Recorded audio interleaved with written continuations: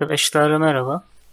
Bu videomuzda örnek bir post üzerinde değişiklikler yapmayı göstereceğim.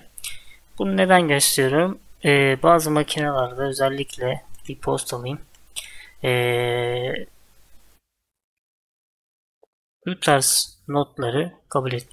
Yani bu tarz notları silmenizi istiyor. Manuel sileceksiniz. Yani sürekli her programı silmeniz gerekiyor. Bunları nasıl kaldıracağız, değiştireceğiz? Bunları göstereceğim. Örnek bir postumuz var. Def uzantı içerisinde örneğin şu kısmı değiştirmek istiyorum ben. YouTube yazan kısmı.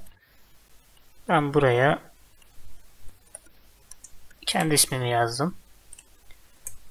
Kaydettim, çıktım ve tekrardan post aldığım zaman artık bu kısımda yazan kendi ismimi yazmış oldum.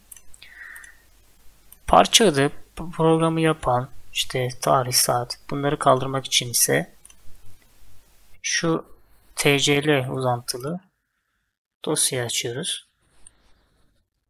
Burada işte örnek bir yapan diye yazalım. Zaten burada. Şimdi Elix'te şöyle bir güzelliği var.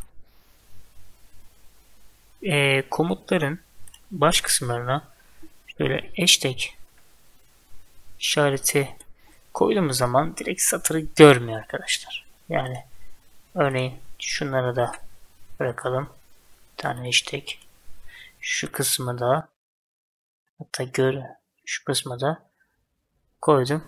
Bak kullanılan post zaten şeymiş. Dosyanın yeri. Bu kalsın. Hem görmüş olalım. Test etmiş olalım. Post diyorum. Tekrardan aynı isimde post çıkardım.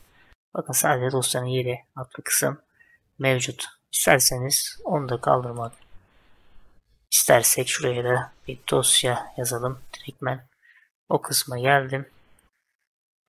Ve buraya da bir hashtag işareti koydum. Kaydettim. Ctrl+S ile çıktım. Tekrardan aynı isimle bir kez daha post alıyorum.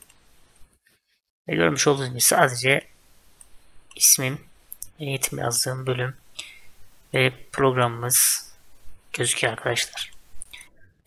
Satır silme konuları veya değiştirme konuları bu şekilde. Bir sonraki videolarda görüşmek üzere arkadaşlar. Hoşçakalın.